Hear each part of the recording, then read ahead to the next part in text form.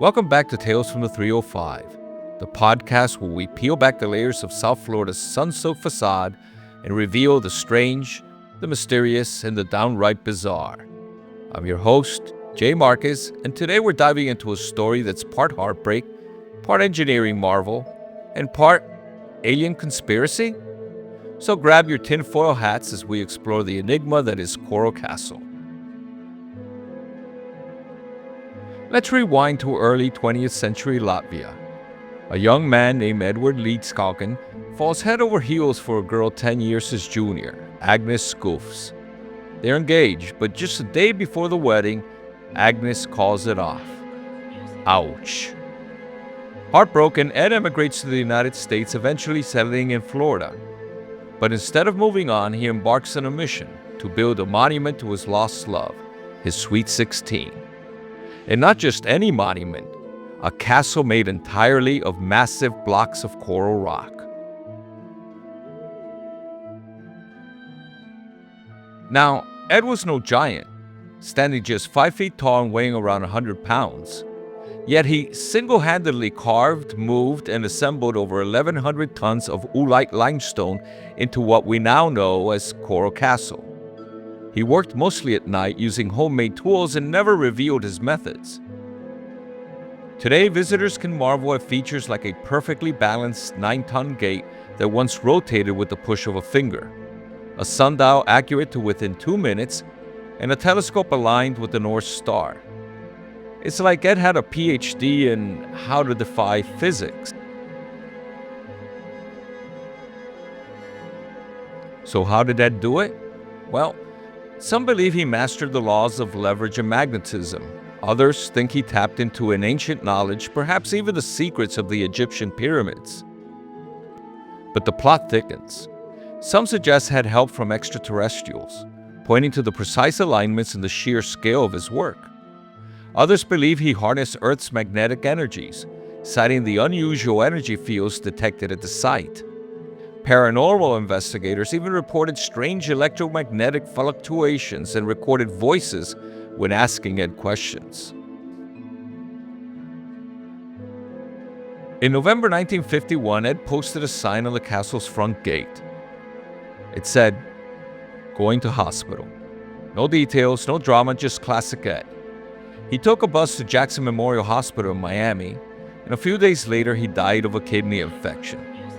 There was no autopsy, no fanfare. He was 64. Here's where it gets even spookier. Before he left, Ed hid all his tools and papers. After his death, some say blueprints were found. Others say he took his secrets to the grave. The truth? We don't know, because his workshop was stripped clean. Was someone trying to cover something up? Or did Ed know we'd never believe the truth? Now, if you thought the coral monoliths and the alien theories were weird, hold on to your tinfoil hat, because Ed left behind something even stranger than his castle, his brain in book form. In 1935, Ed self-published a slim little volume titled A Book in Every Home. Sounds wholesome, right? Like something you'd find on your grandma's bookshelf between Reader's Digest and the Bible.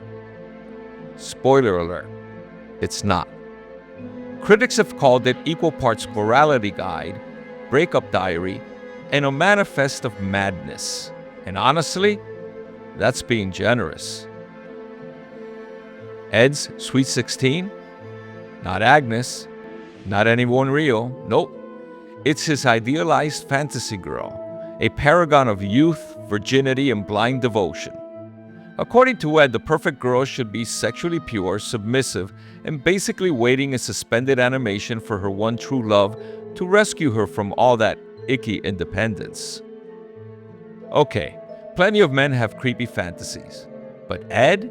He took it way off the rails. Here's a hot parenting tip he drops on unsuspecting mothers. Quote, "If a girl's mama thinks that there is a boy somewhere who needs experience, then she herself could pose as an experimental station for that fresh boy to practice on and save the girl." Ick. Ed also had opinions, big ones, about how society should function. And if you thought he believed in democracy or freedom or any of those cute little American ideals, think again. Ed believed suffrage, the right to vote, should be tied to productivity. You don't contribute, you don't count. In his eyes, the weak should perish, and honestly, the sooner the better.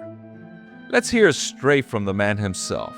Quote, "To be lasting, the government should be built the same way as the supreme power of the land, the army.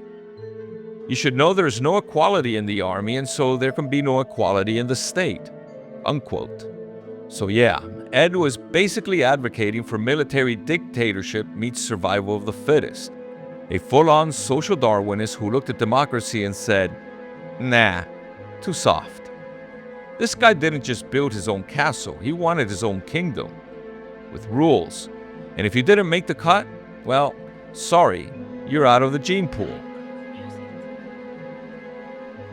Ed's Coral Castle has inspired countless visitors, researchers, and even artists. In fact, Billy Idol's song, Sweet 16, was directly inspired by Ed's story. And the site has been featured in various TV shows and documentaries exploring its mysteries.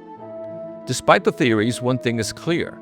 Ed's dedication turned personal heartbreak into a lasting legacy, captivating imaginations and challenging our understanding of what's possible.